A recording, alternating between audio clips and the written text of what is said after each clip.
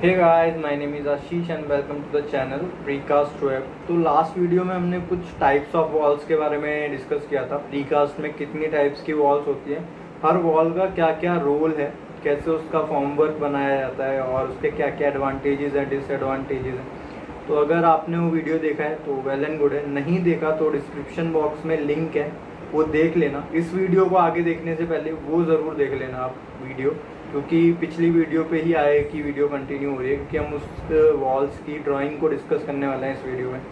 Solid walls, double walls, precast, truss walls. तो इस video को एंड तक ज़रूर देखना। ड्राइंग एक बहुत इंपॉर्टेंट रोल प्ले करती है। कोई भी अगर सिविल इंजीनियरिंग में वर्क कर रहा है, सिविल इंजीनियर है या कंस्ट्रक्शन रिलेटेड कोई भी पोस्ट पे वर्क कर रहा है, तो drawing is a main part of the job. ठीक है, तो अच्छे से देख लेना, अच्छे से बताऊँगा, तो लास्ट तक वीडियो ज़रूर देखना। हाँ, चलते हैं अभी सीधा अपने फिर लैपटॉप की स्क्रीन पर और शुरू करते हैं। तो गाइस ये है ड्राइंग पहली सॉलिड वॉल्स की। ज़्यादा कुछ है नहीं, बहुत कॉमन सी, बहुत नॉर्मल सी और बहुत सिंपल सा इसका फॉर्म वर्क होता है। फॉर्म वर्क की ही ड्राइंग है। उसके बाद रीइंफोर्समेंट दिखाएंगे। पहले फॉर्म वर्क एक बार डिस्कस करते हैं, जल्दी जल्दी मैं आपको बता देता हूँ एक बार। पहले अपन राइट हैंड साइड में ना, किसी भी ड्राइंग में, कोई भी ड्राइंग हो, राइट हैंड साइड में ये जो बॉक्स रहता है ना, पहले इसको पढ़ेंगे। क्या क्या इसमें बहुत सारी इंपॉर्टेंट डिटेल्स ड्राइंग के रिगार्डिंग दे रखी होती हैं। तो एक एक करके शुरू करते हैं। पहले ऊपर देखेंगे तो आप ये लिखा है इस पे प्रोजेक्ट। थोड़ा सा जूम कर लेते हैं इसको। प्रोजेक्ट, तो प्रोजेक्ट का नाम यहाँ पे मेंशन किया हुआ है इसमें। नीचे चलेंगे तो नोट्स में डाल दिया एलिमेंट नेम। एलिमेंट का नेम, एलिमेंट आईडी होती है बेसिकली। ये बहुत इंपॉर्टेंट होती है जब आप एक्सेल शीट में कुछ भी अपडेट करते हो या कोई प्लानिंग करते हो, तो एलिमेंट आईडी से ही करते हैं, एलिमेंट नेम से नहीं करते।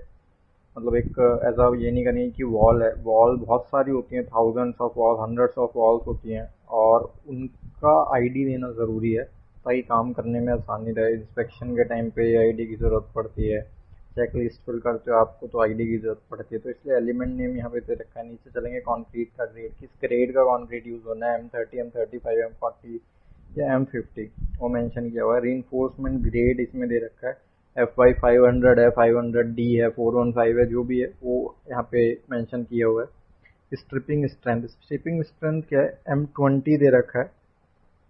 जब आप क्यूब क्रश करेंगे ना इसका, तो मिनिमम M20 तक उसकी स्ट्रेंथ रीच करनी चाहिए उसको डिमोल्ड करने के लिए। स्ट्रिपिंग मतलब डिमोल्डिंग, राइट। उसको खोलने के लिए इतनी स्ट्रेंथ हमको चाहिए। नीचे चलेंगे तो एलिमेंट की वॉल्यूम यहाँ पे दे रखी है। तो बहुत केस में एलिमेंट की वॉल्यूम सही होती है, बहुत डिज़ाइनर्स होते हैं, ड्राइंग्स होते हैं, सही होती है, बट इसको क्रॉस चेक करना ज़रूरी है सारी ड्राइंग्स में। जब भी आप किसी प्लानिंग कर रहे हो किसी भी प्रोजेक्ट की, तो हमेशा ना वॉल्यूम वगैरह क्रॉस चेक कर लो, क्योंकि एक बहुत इंपॉर्टेंट रोल प्ले करती है। टोटल वॉल्यूम हम निकालते हैं कि टोटल वॉल्यूम कितना रखना होता है अपने को, एस्टिमेशन कॉस्टिंग में वो काम आता है, या जब हम कंक्रीट ऑर्डर करते हैं उसमें काम आता है। तो इसको एक बार क्रॉस चेक कर लेना सही रहता है। नीचे होते हैं एलिमेंट वेट, तो यहाँ पे 1.3 है, तो सिंपल सा इसका फंडा होता है, जितना वॉल्यूम है उसको मल्टीप्लाई कर देते हैं 2.5 से, क्योंकि एक एम क्यूब में 2.5 टन वेट रहता है एक एम क्यूब का। नीचे चलते हैं, मिनिमम कवर दे रखा है। कवर अपने को कितना रखना है, 30 mm यहाँ पे मेंशन किया हुआ है। तो ये हर वॉल्स के लिए 30 mm रहता है, कॉलम्स के लिए 40 तक रहता है। तो ये हर चीज़ का मेंशन किया रहता है। फुटिंग के लिए 75 तक रहता है। तो ये बहुत इंपॉर्टेंट कॉलम रहता है। नीचे चलेंगे थोड़ा सा और, डायमेंशन आर इन एम, सारे डायमेंशन जो है वो mm में है। तो आप जब भी डायमेंशन देखोगे ना यहाँ पे, तो यहाँ पे खाली डिजिट्स लिखे हुए हैं, नंबर लिखे हुए हैं।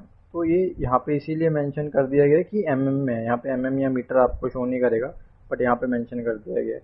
नीचे जाएंगे तो स्पेसिफिकेशंस फॉर पैनल्स, पैनल में जो लिफ्टिंग एंकर लग रहे हैं या इरेक्शन सॉकेट्स हैं, वो उनकी स्पेसिफिकेशन दे रखे, क्या क्या डाया होगा उनका और कितना कैपेसिटी होगा, वो सब दिया हुआ है। तो एक एक करके जल्दी जल्दी डिस्कस करते हैं। पहले में दिया हुआ है N1 N2, ये सारे कोड होते हैं जो ड्राइंग में मेंशन कर रखे हैं। अगर आप देखोगे ना, ये देखो N4 पुल आउट बार के लिए दिया हुआ है, N4 डाबल बार के लिए N7, तो वहीं पे इन सबको मेंशन किया हुआ है। तो एक कोड से ड्राइंग में मेंशन करा हुआ है। एसेसरीज, कौन सा मटेरियल है उसका दे रखा है। जैसे लिफ्टिंग एंकर है, एंकर लिफ्टिंग करके दिया हुआ है। यहाँ कितने लग रहे हैं, 2 नोज लग रहे हैं। ये भी जरूरत पड़ता है जब आप क्वांटिटी निकालते हो ना टोटल प्रोजेक्ट की, हमको कितना एक्चुअल में मटेरियल चाहिए, उसमें इसका बहुत काम आता है। यहाँ पे दे रखा होता है, बट क्रॉस चेक करना, मैं दोबारा बोल रहा हूँ, तब भी ज़रूरी रहता है, क्योंकि जो भी डिज़ाइनर है वो एक बार में थाउजेंड्स ऑफ ड्राइंग्स पे मतलब काम कर रही है उसकी टीम, तो चांसेस रहता है कहीं ना कहीं गलती हो सकती है। तो अच्छा है हम एक बार अपने पास से भी उसको चेक कर लें प्रोडक्शन से पहले, राइट। तो यहाँ पे दोनों दे रखी हैं, डिस्क्रिप्शन देखो, उनकी कैपेसिटी दे रखी है 1 टन। देखो हर एलिमेंट की, हर एंकर एंकर अलग अलग, 1 टन का भी आता है, 2 टन का भी आता है, 2.5 टन का, 7 टन का, 7.5 टन का, और सबके साइजेस अलग होते हैं, कॉस्ट सबका अलग होता है। तो ऐसा नहीं है मैं यहाँ पे 1 टन की मेरे को काम नीड है या ज़रूरत मेरी उससे पूरी हो रही है तो मैं यहाँ पे 2 टन का लगा दूँ। अगर नहीं है आपके पास, इमरजेंसी पड़ गई है, आपके पास ख़त्म हो गया, नहीं आ सकता, तो आप 2 टन का लगा सकते हो, बट मिनिमम 1 टन तो होना ही चाहिए। 1 टन से नीचे का आप नहीं लगा सकते, राइट। नीचे आता है इरेक्शन सॉकेट। इरेक्शन सॉकेट होते हैं जो इरेक्शन के टाइम पे काम आते हैं, मतलब आरडी सॉकेट इनको बोला जाता है। तो वो भी दो नोज लगेंगे, इसको भी मैं दिखाता हूँ आपको कहाँ कहाँ लग रहे हैं उनका और किस किस लिए यहाँ पे लगा रखा है। तो उसमें M16, तो ये 16 यहाँ पे इसका डाया होता है, 16 में आता है, 20 में आता है, 25 में भी आते हैं सॉकेट के। तो यहाँ पे ये मेंशन किया हुआ है स्लीव्स। अब स्लीव्स क्या होती है, डबल ट्यूब स्लीव्स या कोरुगेटेड पाइप, ये तीनों एक ही चीज़ है। ये देख रहे हो आप, ये ही स्लीव है, ये पूरी होलो रहती है अंदर से, ठीक है। इसमें डबल बार जाती है और इसको ग्राउट से फिल कर दिया जाता है। ये जो होता है, ये जो टेपर्ड पार्ट है ना, इसको माउथ बोलते हैं, और ये नीचे पूरा एक स्लीव रहता है, डबल ट्यूब रहता है, ठीक है। अगला नेक्स्ट देखते हैं पुल आउट बार्स। यहाँ पे पुल आउट बार का नोज दे रखा है और डाया दे रखा है और स्पेसिंग दे रखी है। पुल आउट बार्स क्या होती है मैं आपको दिखा देता हूँ एक बार। ये जो है ना, ये वाली जो बार्स देखोगे आप, एक सेकंड, ये जो यहाँ पे बार्स दिखा रखे हैं ना, बार है पुल आउट बार, इसका यहाँ पे मेंशन भी करा करा होगा। ये देखो ये वाले यहाँ पे लिखा है पुल आउट बार। अभी इसी लाइन के साथ हम चलेंगे तो इसका डायमेंशन भी दे रखा है, यहाँ से कितनी उस पर ये बैंड होने वाली है।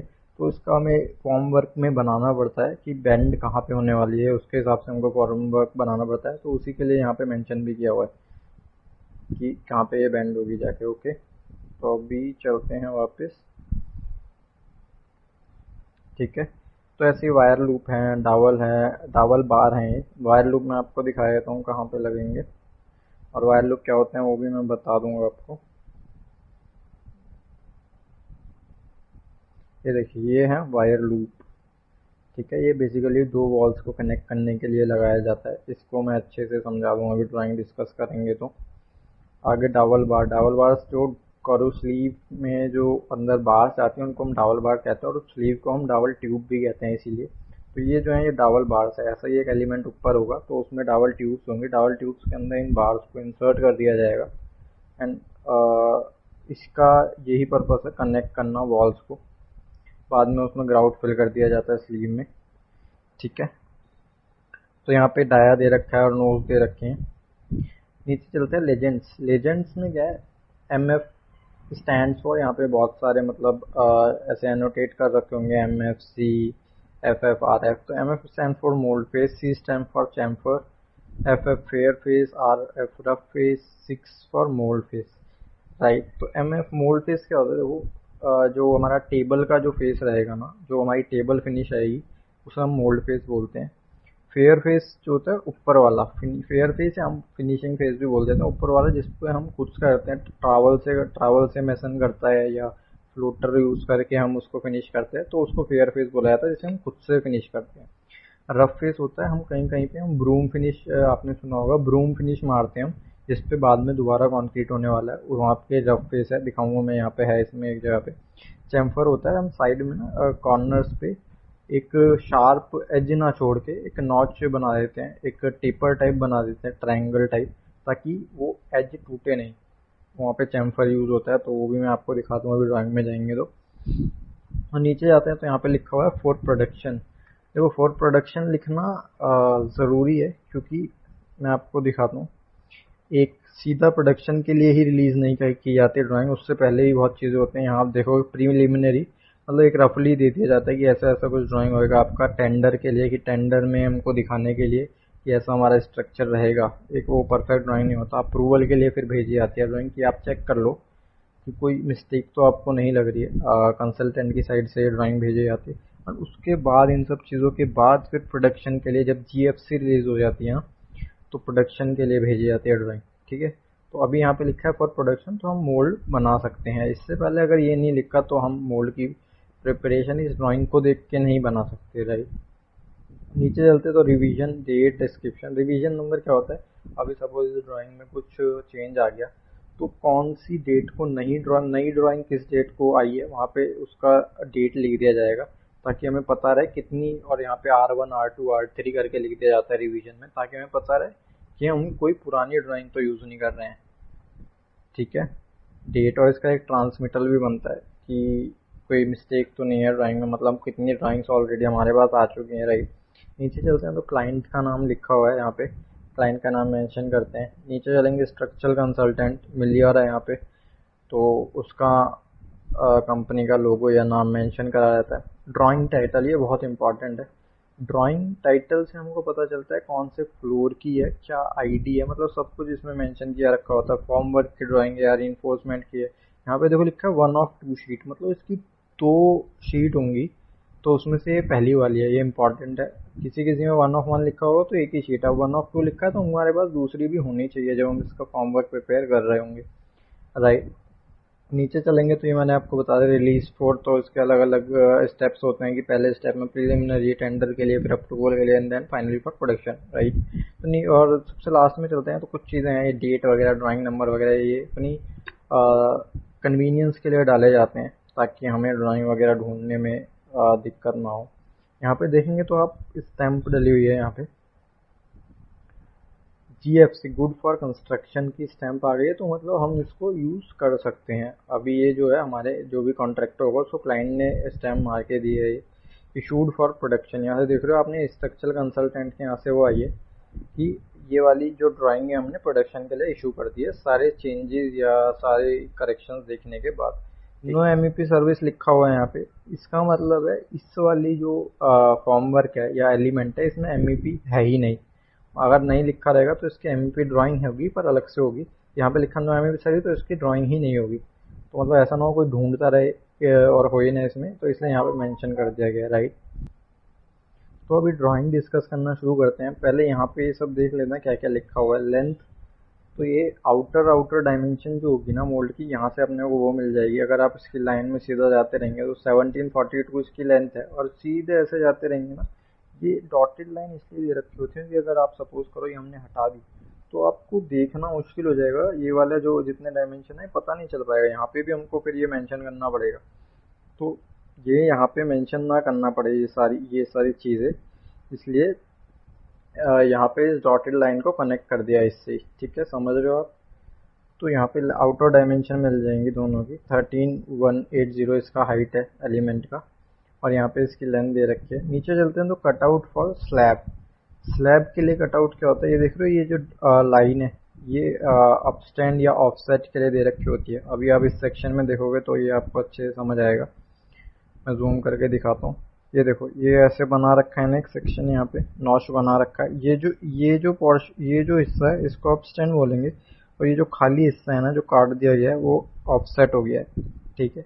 तो वहाँ पे दिया हुआ है कटआउट फॉर स्लैब, मतलब यहाँ पे कोई स्लैब रेस्ट करने वाली है और उसी स्लैब के लिए पुल आउट बार्स दिए हुए हैं, ठीक है। ये ऐसे ही जाके बैंड हो जाएगा स्लैब के ऊपर, बाद में स्लैब के ऊपर स्क्रीडिंग कर दी जाती है कास्टिंग शीटों से, राइट, समझ गए अभी आप। ये जो ऐसे कॉनिकल बना रखा है ना, ये जो फिनिश्ड होगा वो ऐसे बना रखा होगा, जो रफ सरफेस होगा ना वो ऐसे करके कुछ जिगजैग बना रखा होता है। ये रफ होने वाला है क्योंकि पता है यहाँ पे बाद में कंक्रीटिंग ही होने वाला है। स्लैब रेस्ट करेगा, उसके ऊपर स्केडिंग होगा तो कंक्रीट ऑब्वियसली यहाँ पे आ ही जाएगा, तो इसको इसलिए फिनिश नहीं करते ताकि एक बॉन्डिंग अच्छी बन जाए कंक्रीट के साथ। ओके, तो वापस से अपनी ड्राइंग की तरह चलते हैं। यहाँ पे दे रखा है ओपनिंग का साइज, यहाँ देखोगे ना आप डोर ओपनिंग है, इसका क्या साइज रहेगा वो यहाँ पे दिखा दिया है। और देखो तो 800 की यहाँ से इसकी लेंथ रहेगी, इसी के साथ हम नीचे नीचे नीचे नीचे चले जाएंगे तो यहाँ दिखा रखा है 900 ऊपर से छोड़ के, ये देख रहे हो आप, 900 ऊपर से छोड़ के 2280 का, 2280 का, 2280 का यहाँ पे डोर का हाइट रहेगा, ठीक है। तो ये यहाँ पे मेंशन किया हुआ है। इसी तरह से लिफ्टिंग जो हम बात कर रहे थे, लिफ्टिंग एंकर्स की, वो कहाँ कहाँ रहेंगे, ये एक्चुअली बहुत इंपॉर्टेंट रोल प्ले करते हैं। ये थोड़ा सा इधर उधर होंगे तो डिमोल्डिंग के टाइम पे पैनल स्टेबल नहीं उठेगा, इधर उधर जाता रहेगा, एक जगह पे नहीं रहेगा, मूव होता रहेगा, ठीक है। तो उसके लिए लिफ्टिंग की पोजीशन सही होना बहुत ज़रूरी है। ये पैनल दोनों साइड से देखा जाए ना तो मतलब ऐसा कुछ दोनों साइड से सेम ही है ऑलमोस्ट, ठीक है। चाहे हम इसको अगर हम हाफ में कट करें एक बार तो दोनों साइड से देखेंगे तो सेम कंक्रीट आ रहा है, सेम वेट आ रहा है। तो इसके आप देखोगे लिफ्टिंग की पोजीशन भी दोनों साइड से सेम रखी गई है, ठीक है। तो ये लिफ्टिंग की पोजीशन सही होना बहुत ज़रूरी है। नीचे चलते हैं तो आते हैं सॉकेट्स। अब ये हैं इरेक्शन सॉकेट्स, ये देखो अब इसके साथ ना ये यहाँ पे भी डॉटेड लाइन्स है, तो अपन इसके साथ एक बार नीचे नीचे नीचे नीचे जाते रहते हैं तो ये आ गए इरेक्शन सॉकेट। ये इरेक्शन के टाइम पे जब करते हैं ना, यहाँ पे हम बोल्ट फंसा के, क्रेन से बोल्ट फंसा के इसको सीधा रखने में मदद होती है इरेक्शन के टाइम पे, ठीक है। वो ये इरेक्शन सॉकेट का काम है। अभी नीचे चलते हैं। 50 mm डाया स्लीव, जैसे मैंने बताया था स्लीव, कॉरुगेटेड पाइप और डावल ट्यूब एक ही चीज़ है, उसी की डायमेंशन दे रखी है। ये भी सही होना ज़रूरी है क्योंकि जो इसके नीचे वाला पैनल होगा ना उसमें डावल बार्स इसी के अकॉर्डिंग डाली गई होंगी। ये अगर मिसमैच हुआ तो कभी एलिमेंट बैठेगा ही नहीं, मतलब आपको जैकल वगैरह मार के उसको सेट करना पड़ता है, ठीक है।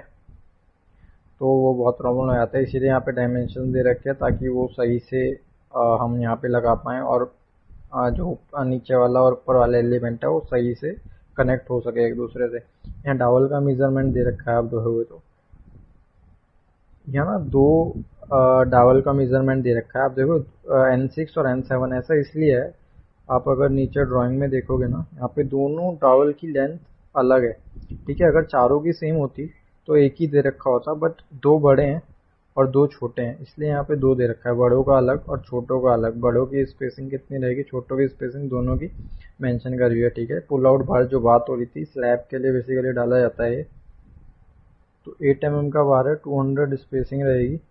यहाँ पे देखो पुल आउट बार दिख रहा है, ये ही पुल आउट बार है जो स्लैब के लिए स्क्रीडिंग से पहले डाला जाता है। तो बेसिकली स्लैब से कनेक्ट करने का ही इसका काम रहता है। तो अभी यहाँ पे एक चीज़ जो रह गई है वो ये है टेम्पररी ब्रेसिंग। ब्रेसिंग क्यों लगाई जाती है, देखो जब हम किसी पैनल को लिफ्ट करते हैं ना क्रेन से, तो पैनल जो है बाहर की साइड फोर्स पुश करता है अगर उसमें ओपनिंग है तो उसी को रेजिस्ट करने के लिए ब्रेसिंग देखोगे आप दोनों साइड से कनेक्ट कर दिए ताकि बाहर ना भागे। और अगर ऐसा होगा ना तो यहाँ पे ना पूरे में क्रैक आने शुरू हो जाएंगे, तो उसको रेजिस्ट करने के लिए टेम्पररी ब्रेसिंग लगाई जाती है। यहाँ पे दे रखा है साइड 1 एलिवेशन, सेक्शन 1-1। अभी ये सेक्शन 1-1 कहाँ से आया, बेसिकली सेक्शन 1-1 आप देखो, ये देखो यहाँ पे 1-1 सेक्शन काटा हुआ है, तो मतलब सेक्शन 1-1 हम यहाँ देखेंगे तो ये साइड पोर्शन यहाँ काट के दिखा दिया है इसका, ठीक है। तो साइड से यहाँ देखेंगे तो सेम सारी वही चीज़ें हैं, ये डावल है, ये पुल आउट बार है, ये स्लीव है जो मैंने बताया था, ये माउथ होता है स्लीव का। जब इसके अंदर डावल बार चली जाती है तो माउथ से हम उसमें ग्राउट फिल कर देते हैं उसको, पैनल को फिक्स करने के लिए नीचे वाले एलिमेंट के साथ, ठीक है। और ये मैंने बता ही दिया ऑफसेट होता है, ये अपस्टैंड होता है। तो कुछ भी चीज़ यहाँ पे रेस्ट करनी है तो उसके लिए बेसिकली बनाया जाता है। और अभी हम नीचे देखो तो सेक्शन 2-2 है, हम देख लेते हैं सेक्शन 2-2 कहाँ का है। इतने पोर्शन का है जो डोर के ऊपर पोर्शन आ रहा है ना, इसके लिए सेक्शन 2-2 काटा गया है। ये देख रहे हो, इसको लाइट कर दिया गया नीचे वाली जो लाइन है और ये डार्क है, ठीक है। तो बाकी चीज़ें सेम ही है, बस इसीलिए दिखाया गया है यहाँ पे कि यहाँ पे ये डोर है, यहाँ पे कुछ नहीं आएगा, खाली उसके लिए ही यहाँ पे सेक्शन काटा गया है। तो अभी आप FFMF देखोगे ना, फिनिश फेस और मोल्ड फेस, ये ऊपर वाला जो है फिनिश फेस रहेगा, नीचे वाला मोल्ड फेस रहेगा। ये वाला फिनिश फेस जो हम खुद से फिनिश करेंगे, ये वाला अभी फिनिश्ड फेस, ये भी हम खुद से फिनिश करेंगे, ठीक है। ये नीचे वाला खाली मोल्ड फेस रहेगा। तो ये डायरेक्शन बताता है आपको मोल्ड किस तरीके से बनाना है, ठीक है। तो उसमें भी बहुत आसानी हो जाती है हम अगर ड्राइंग समझ पाते हैं तो सही से। अब ये देखेंगे सेक्शन ए, तो यहाँ पे देखो कि सेक्शन ए काट रखा है यहाँ पे, तो इसको एक बार समझ लेते हैं। यहाँ पे ऊपर का तो हमने सब देख ही लिया, ये स्लीव के लिए दिखा रखा है, ऊपर से डायमेंशन कितनी रहेंगी नीचे से अगर हम मेज़र करना है तो। और ये आप साइड में देखोगे ना, ये शेयर की होती हैं, तो बेसिकली जब दो वॉल्स को कनेक्ट करना होता है सेम ऐसी शेयर की दूसरी वॉल में भी होगी, तो ऐसे वहाँ पे बन जाएगा एक बॉक्स टाइप सा और उसके बीच में ग्राउट भर दिया जाएगा, ठीक है, उसको कनेक्ट करने के लिए। और ये जो वायर लूप है ना, सेम ऐसा वायर लूप एक और आएगा दूसरा, दोनों को कनेक्ट कर दिया जाएगा। इसके ऊपर एक ऐसा क्रॉस बना दिया जाएगा, वो इधर की साइड से आके ऐसे इसके ऊपर आके और बीच में एक बार डाल दिया जाएगा, रीइंफोर्समेंट बार। और देन उसके बाद ताकि एक बॉन्डिंग अच्छी हो जाए, कनेक्शन अच्छा हो जाए, उसको ग्राउट से फिल कर दिया जाएगा। तो ये वायर लूप का काम है। उसमें वायर लूप के नोज भी दे रखे होते हैं, मैं आपको दिखा देता हूँ। ये देख रहे हो लूप, इसके ऊपर ऐसे ही दूसरी साइड से ऐसा ही सेम ही ऐसा लूप बन जाएगा और फिर इसमें बार डाल दिया जाएगा और फिर इसको ग्राउट से फिल कर दिया जाएगा। तो ये शेयर की के साथ भी हो सकते हैं और यहाँ पे आप देखोगे बिना शेयर की के भी। डिपेंड करता है कनेक्शंस की डिटेल्स हमने डिजाइनर ने कैसी डाली हुई है। ठीक है, ये देखो ये वायर लूप के लिए ही यहाँ पे दिखा रखा है कितने कितनी डिस्टेंस पे ये रहेगा। ये भी सही होना जरूरी है क्योंकि साथ वाला पैनल जो आने वाला है उसमें भी इसके अकॉर्डिंग ही और वायर लूप की प्लेसमेंट करी गई होगी। ठीक है, समझ रहे हो आप। यहाँ देखो यहाँ लिखा हुआ है वायर लूप, 4 वायर लूप लगेंगे, 600 600 सेंटर टू सेंटर, 600 600 इनके बीच में गैप है। ठीक है, यहाँ पे 5 दिखा रखे हैं बट यहाँ पे लिख रहा है 4। तो ऐसी अब ये दिक्कतें होती हैं, तो ये हम पूछते हैं डिज़ाइनर से। ये ज़रूरी है पूछना कि 5 लगाने हैं 4 लगाने हैं। और उससे पहले आप दूसरे एलिमेंट जो इसके साथ लगने वाला है लेआउट में से चेक कर सकते हो कि उसमें कितने हैं और फिर आप डिज़ाइनर से कंफर्म कर सकते हो। ठीक है, तो ये थी सॉलिड वॉल्स की ड्राइंग, इसमें और कुछ नहीं है। ये खाली लूप की ही स्पेसिफिकेशन दे रखी है और डायमेंशन दे रखे हैं, कुछ खास नहीं है। डिटेल्स दे रखी होती हैं लूप की। 80 mm का लूप भी आता है और ये देखो आप 80 mm लूप का यहाँ से यहाँ तक 80 mm दे रखा है और ये 120 में भी, ये देखिए 120 यहीं पे दे रखा है। दोनों यूज हो रहे हैं इसमें, 120 mm का लूप भी और 80 mm का लूप भी। ठीक है, तो इतना ही है इस ड्राइंग में, ज़्यादा कुछ नहीं है। यहाँ पे विला दे रखी, ये देखें PWF13 है, ये आईडी है, ये आईडी है ड्राइंग की, ये वॉल एलिमेंट की आईडी है। और यहाँ पे विलास के नाम दे रखा है V41 V42 और दिखा रखा है कि इसमें कितने नोड आ रहे हैं, क्लस्टर्स हैं, कितने नोड इसमें लग रहे हैं एलिमेंट के, तो हमें टोटल क्वांटिटी पता चल जाती है हमको कितने बनाने हैं। ठीक है, तो ये थी ड्राइंग सॉलिड वॉल्स के बारे में। अब अगली ड्राइंग पे चलते हैं। तो नेक्स्ट आ जाता है हमारे पास डबल वॉल, जो हमने पिछली वीडियो में हमने डिस्कस किया था। डबल वॉल क्या होती है, उसका यूज़ क्या होता है। तो इसमें ज़्यादा कुछ है नहीं इस ड्राइंग में, बेसिकली एक मॉकअप प्रोजेक्ट था तो उसके लिए बनाया गया और बहुत सिंपल सा मैंने एलिमेंट वॉल का लिया है यहाँ पे। तो राइट हैंड साइड जैसा मैंने पिछली ड्राइंग में बता ही दिया कि यहाँ पे डिटेल्स दे रखी होती है। यहाँ पे दे रखा है MM में रेनफोर्समेंट का ग्रेड दे रखा है, कॉन्क्रीट का ग्रेड दे रखा है, यहाँ पे आपको पैनल का वेट दे रखा है, वॉल्यूम दे रखा है, यहाँ पे आईडी दे रखी है। ये है G stand for ground floor and F stand for first floor, right. यहाँ पे एक क्लाइंट का नेम है, कंसल्टेंट का नेम है, प्रोजेक्ट नेम है, तो वही है जितना सब भी पिछली ड्राइंग में बताया वही सब है यहाँ पे। तो इसको जोड़ के आगे ड्राइंग का डिस्कस करते हैं।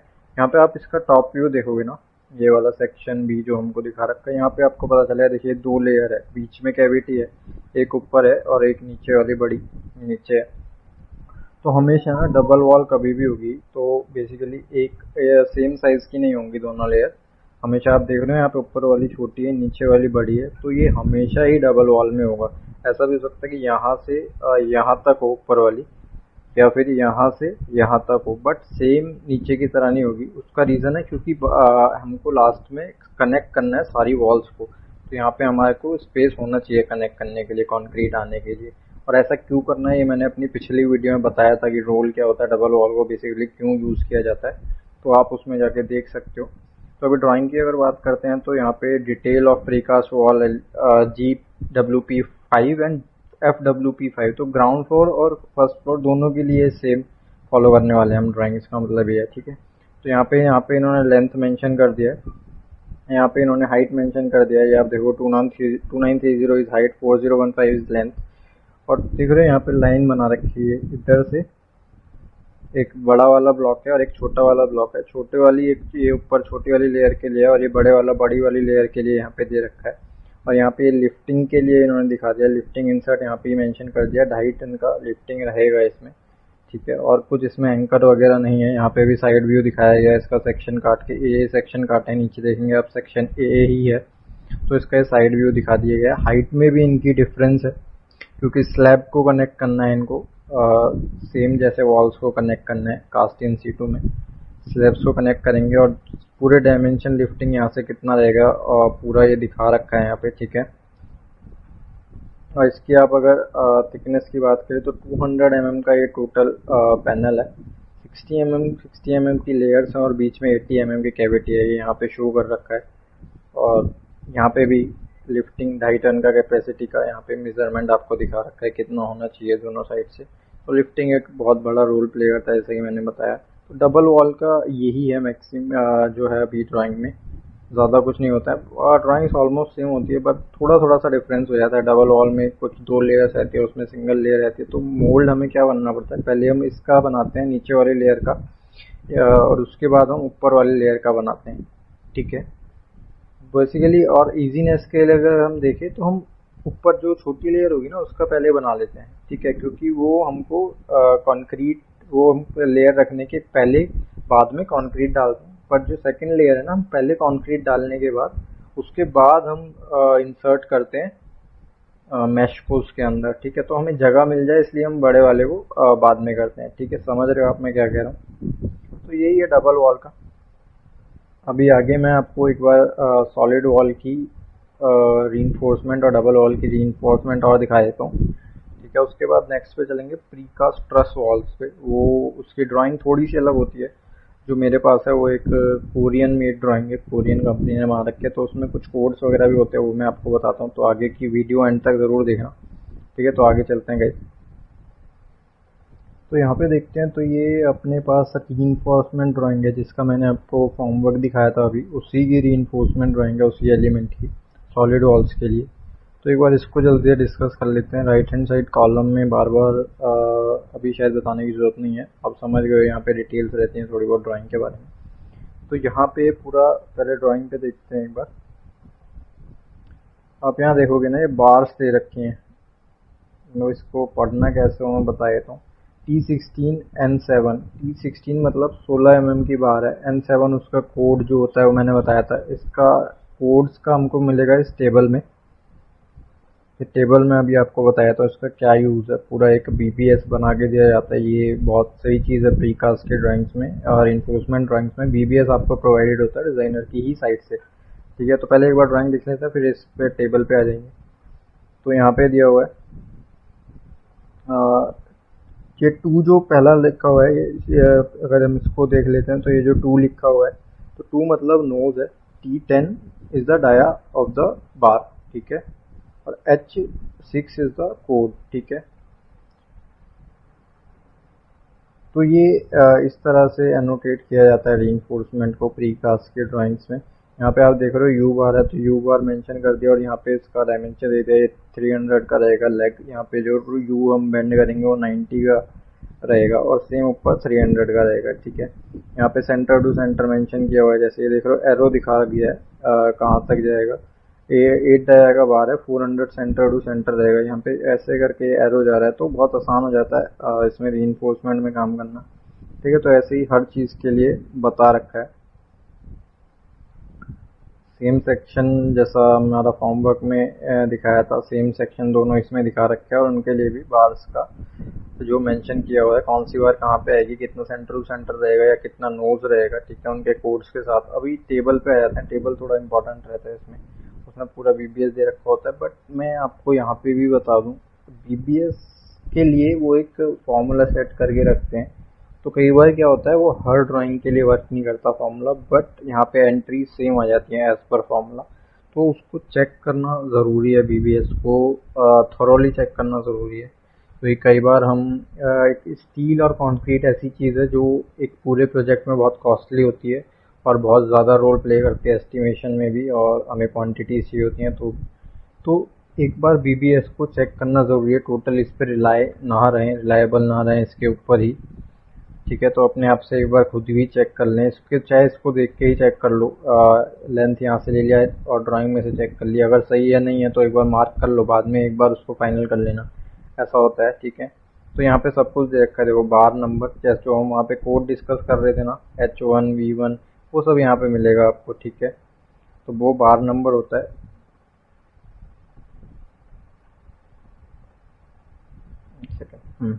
तो बार नंबर यहाँ पे देखो, उसने 2 चीज़ कर रखी है। बार शेप कोड में इधर आना था, ये लेफ्ट हैंड साइड में, बार नंबर इधर आना था, बार नोज बेसिकली, ठीक है। तो ये नोज हो गया, ये बार का कोड हो गया। अब डिटेल स्केच इन MM, यहाँ पे देखोगे आप, अगर ये ऐसे यू शेप में है ना, तो दोनों साइड का जो बेंड है हमारा वो इन्होंने दे रखा है, L जो मारते हैं वो दे रखा है इन्होंने 300 300 यहाँ पे 2860 लेंथ रहेगी, जो बीच वाला बार रहेगा। ठीक है, ये बहुत सही चीज़ है इसमें जो हमें मिल जाती है प्रीकास्ट में। थोड़ा सा एक बार चेक करना है, बाकी ज़्यादा दिमाग नहीं मारना पड़ता कि सारा अपने आप ही BBS बनाना है। तो अभी आगे चलते हैं। तो डायामीटर देखो यहाँ पे दे रखा है। Cutting length, total cutting length, इसको मिला के इसको ऐड करके टोटल कटिंग लेंथ जो है वो ये दे रखी है। नंबर ऑफ बार, 4 नोज आएंगे यहाँ पे एक बार के, वो दिखा रखा है।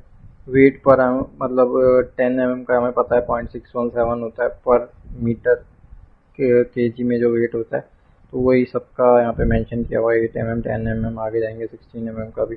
टोटल वेट कितना आ रहा है इस पर्टिकुलर बार का, वो भी यहाँ पे दिखा दिया गया है। लास्ट में जाके हमको टोटल वेट मिल जाता है एक एलिमेंट में कितना आ रहा है। बट मैं फिर बता रहा हूँ, इसको थॉरोली चेक करना बहुत ज़रूरी है। इस वाले में देखेंगे आप एज पर ड्राइंग दे रखा है। ठीक है, यहाँ पे हमें सेंटर टू सेंटर दी होगी मार्किंग, S1 करके सेंटर टू सेंटर दिया होगा, तो इसलिए यहाँ पे एज पर ड्राइंग दे दिया उसने, नोज वहाँ नहीं दिखाया होगा। ठीक है, तो ये था रीइंफोर्समेंट के बारे में, रीइंफोर्समेंट ड्राइंग के बारे में। और सिमिलर ड्राइंग हमारी रीइंफोर्समेंट की डबल वॉल में होती है।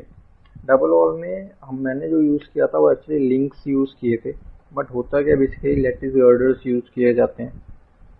ठीक है, तो लैटिस गर्डर रीइंफोर्समेंट का ही पार्ट है, बट कॉनिकल शेप में उसको लिंक करके बनाया जाता है रीइंफोर्समेंट्स को, और जिगजैग शेप में बनाया जाता है। स्लैब्स के लिए बेसिकली होता है, बहुत ज़्यादा लोड बियरिंग स्ट्रक्चर के लिए थोड़ा सा हम उसको डाल देते हैं, बॉन्डिंग नीचे बन जाए, 2 लेयर्स को हम कनेक्ट कर सकें अच्छे से, तो लैटिस गर्डर यूज़ होता है। तो इसीलिए हम उसको डबल वॉल में भी यूज़ करते हैं। बाकी जो डिटेल्स वगैरह हैं वो सेम रहती हैं हर एलिमेंट के लिए, हर वॉल एलिमेंट के लिए ऐसा ही कुछ ड्राइंग रहती है।